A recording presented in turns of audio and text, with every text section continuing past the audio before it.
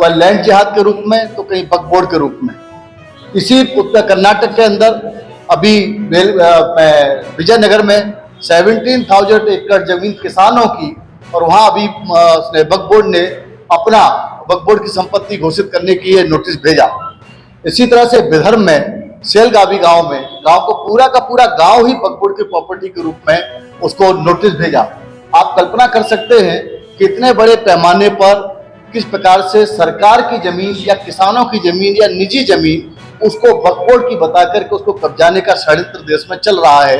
एक तरीके से इस्लामिक जिहाद कह सकते हैं इसको, या इसका इस्लामिक जिहादी षड्यंत्र कह सकते हैं, जिसके माध्यम से पूरी तरीके से हिंदुओं की संपत्ति को हड़पने की साजिश रची जा रही है।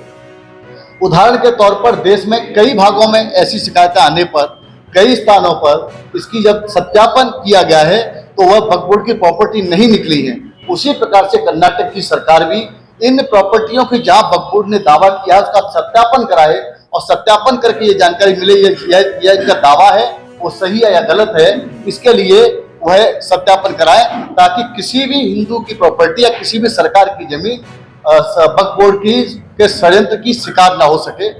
हो पाए। देश में बड़े पैमाने पर मंदिर हैं, 4.5 लाख से ऊपर देश में ऐसे मंदिर हैं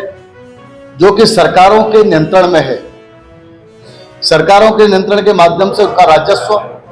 सरकारों के पास जाता है और उन सरकारों के माध्यम से वह विभिन्न स्थानों पर चर्च को, मस्जिद के मौलवी को, उनको भी सैलरी तनख्वाहें जाती हैं और जो मंदिर का पैसा है वो मंदिर के उद्धार के लिए, मंदिर के उत्थान के लिए, मंदिर के पुनर्निर्माण के लिए, गौशालाओं के लिए, कन्या विद्यालय के लिए, कन्याओं के विवाह के लिए इसमें खर्च नहीं हो पाता। इसके कारण बड़े पैमाने पर सेवा के कार्य रुके हुए हैं।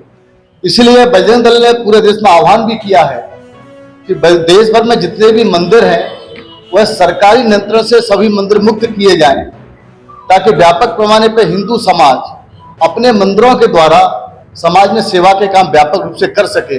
बड़ी बड़ी गौशालाएं खोल सके, योग के केंद्र खोल सके, संस्कृत विद्यालय महाविद्यालय खोल सके, वेद विद्यालय खोल सके, शिक्षा के लिए अच्छी यूनिवर्सिटियां खोल सके और जो हमारे गरीब लोग हैं, बच्चे हैं, बच्चियां हैं, उनकी शिक्षा एजुकेशन फ्री निःशुल्क करा सके। उन कन्या